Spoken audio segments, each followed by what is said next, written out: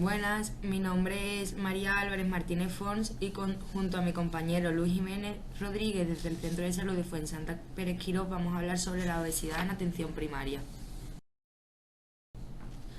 Bueno, pues este es el índice donde haremos una pequeña introducción, hablaremos de la prevalencia, la etiopatogenia y la historia clínica de la obesidad. Por último daremos unos datos acerca de la obesidad y el COVID-19 y finalizará mi compañero Luis hablando sobre el manejo terapéutico de la obesidad. Bueno, pues la obesidad es una enfermedad crónica multifactorial de gran trascendencia sociosanitaria, económica y constituye un problema de salud pública. Se relaciona de manera directa con un gran número de problemas de salud, como son la diabetes, las enfermedades coronarias o la hipertensión. También se asocia con un mayor riesgo de mortalidad cardiovascular, mayor prevalencia de alteraciones psicopatológicas, incremento del coste sanitario y disminución de la esperanza de vida. Actualmente la prevalencia de exceso de peso en España es mayor al 50% de la población. En cuanto a la prevalencia, existe una tendencia al aumento de la obesidad. Los últimos estudios indican que la prevalencia de la obesidad en España es del 22% y del sobrepeso en torno al 36,1%. Estos datos son mayores en personas mayores de 65 años y en las comunidades autónomas de Andalucía y Galicia. Por último, cabe destacar que el sobrepeso y/o la obesidad aparecen en el 53,6% de los españoles según los últimos datos. Bueno, pues las principales causas de la obesidad las podemos dividir entre el balance energético, ya que para que se produzca un aumento de la grasa corporal, la ingesta calórica debe de ser mayor que el gasto energético.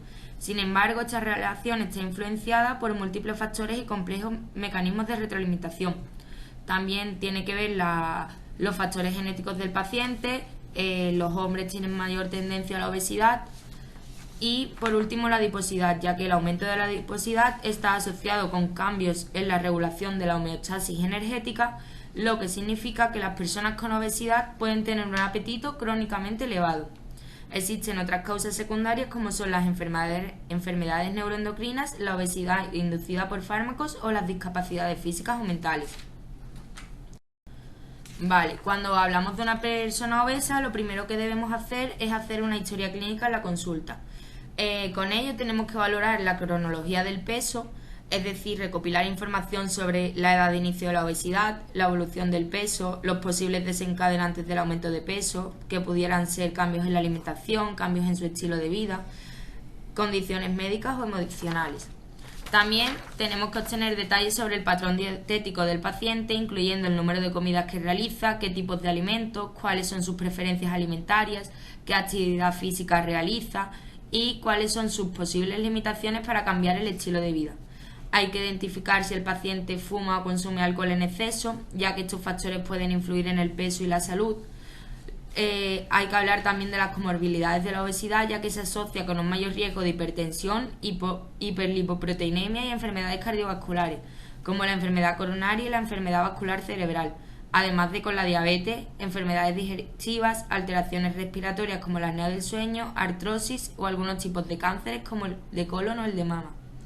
Por último, también hay que considerar el entorno del paciente, tanto en el trabajo como en el hogar, para identificar posibles factores que influyan en su obesidad, como presiones para la ingesta o apoyo social y la historia familiar de obesidad y de enfermedades relacionadas con esta.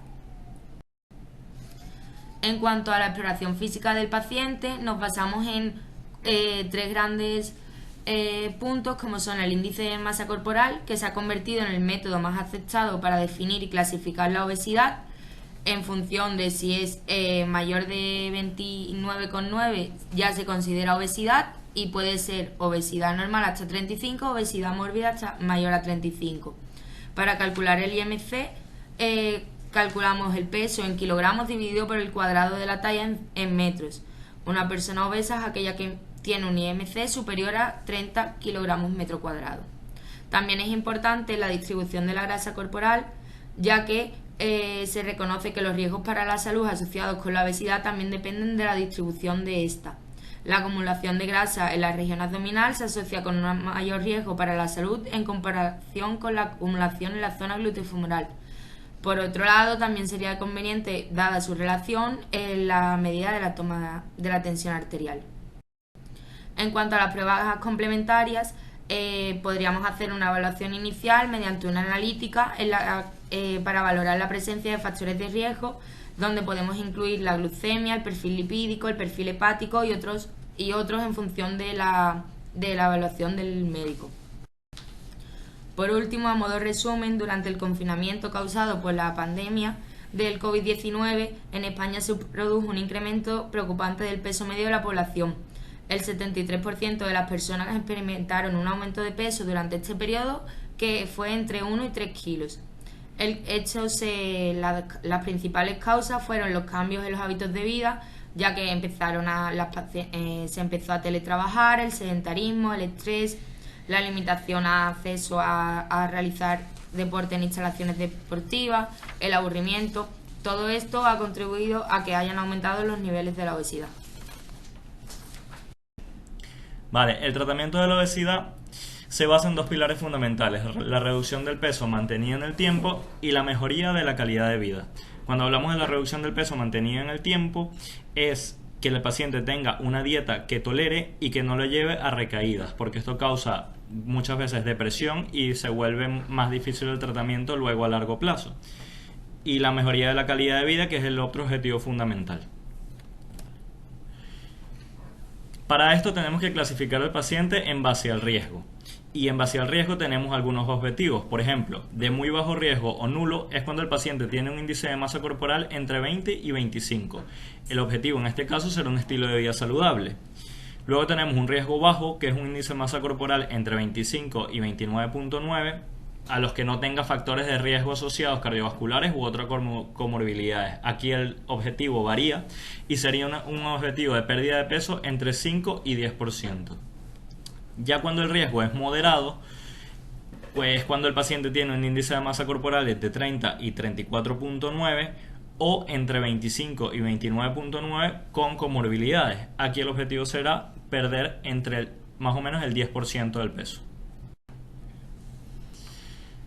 Seguimos en la clasificación con el paciente de alto riesgo, que es un índice de masa corporal entre 35 y 40, y el objetivo en este caso será una pérdida de peso de más del 10%. Y por último, cuando es de muy alto riesgo y tiene con un índice de masa corporal mayor de 40, el objetivo será una pérdida de peso de más del 20%. ¿Cómo logramos estos objetivos? Bueno, con hábitos de vida saludables, alimentación, ejercicio, una intervención conductual. Ya después, dependiendo del grado de obesidad, podemos pasar a fármacos y por último la cirugía bariátrica. El tratamiento dietético se basa sobre todo en una dieta mediterránea con un diario nutricional. ¿Cómo es el diario nutricional? Es cuando el paciente va a anotar en una hoja todas las comidas que consume durante el día y eso va a dar una cantidad de calorías. De esa cantidad de calorías vamos a reducir de 500 a 1000 calorías al día. La dieta tiene que ser una dieta equilibrada, hipocalórica. Se evitan las dietas de moda por el tema que dijimos de que el peso tiene que ser constante, la reducción del peso tiene que ser constante y mantenida en el tiempo. Y también tenemos el objetivo de una pérdida de 0,5 a 1 kilo a la semana. El programa de ejercicio se basa en el ejercicio no programado y el ejercicio programado. El ejercicio no programado es ese ejercicio que improvisamos, que es cuando la persona llega a su casa y en vez de coger el ascensor, coge las escaleras, por ejemplo. O que yendo para el trabajo se va en bicicleta. Son ejercicios que improvisas al día a día y vienen muy bien. Pero aparte de eso está el ejercicio programado. El ejercicio programado son 150 minutos de ejercicio a la semana, equivalentes a 30 minutos de ejercicio diario. Este es que la persona se cambia, se viste y se va a hacer su ejercicio que tiene programado día a día. En las personas obesas y que son sedentarias se recomienda empezar con 5 kilómetros diarios, aumentar la masa muscular y como objetivo tenemos aumentar este gasto calórico de 1000 a 1200 calorías a la semana. También tenemos la terapia conductual intensiva, ¿vale? Que vamos a darle seguimiento a la alimentación que estamos llevando. Se recomienda en los centros de salud citar con la enfermera para que la enfermera te lleve un control de toda la alimentación y así nos vamos motivando semana a semana. Se crea un plan de ejercicio, un control sobre el deseo, hay que hablar sobre los sesgos de peso y estigma, los valores, la resiliencia y las expectativas que tenemos con respecto al tratamiento. Vale, vamos con el tratamiento farmacológico. El tratamiento farmacológico está indicado cuando el índice de masa corporal es mayor de 30 o un índice de masa corporal entre 27 y 29.9 con comorbilidades que en un principio no han causado los objetivos. Tenemos el tratamiento con el Orlistat, la liraglutida, el bupropion, naltrexona, que es un antagonista de los opiáceos, y la lorcacerina y la fentermina topiramato son tratamientos que están en América, pero aquí en España disponemos de los primeros 3. Va a depender mucho del perfil del paciente con qué tratamiento vayamos a iniciar. Por ejemplo, si es un paciente diabético podría venir mejor la liraglutida. Si en cambio es un paciente que tiene antecedentes de depresión, entonces podemos empezar con el bupropión. Y si por otro lado no tiene factores de riesgo, se recomienda empezar con el Orlistat. La cirugía bariátrica está indicado ya cuando el índice de masa corporal es mayor de 40 o cuando hay un índice de masa corporal entre 35 y 39.9 con comorbilidades. También en casos de un paciente que no ve resultados con el tratamiento en los primeros 6 meses y tiene un índice de masa corporal un poco más bajo, también se puede indicar la cirugía bariátrica. Los criterios de derivación a atención especializada son los siguientes: un índice de masa corporal mayor de 40 o un índice de masa corporal de 35 a 40 con graves comorbilidades asociadas. También el índice entre 30 y 35 pero con factores de riesgo asociados y que no consigan objetivos terapéuticos tras 6 meses ya de tratamiento.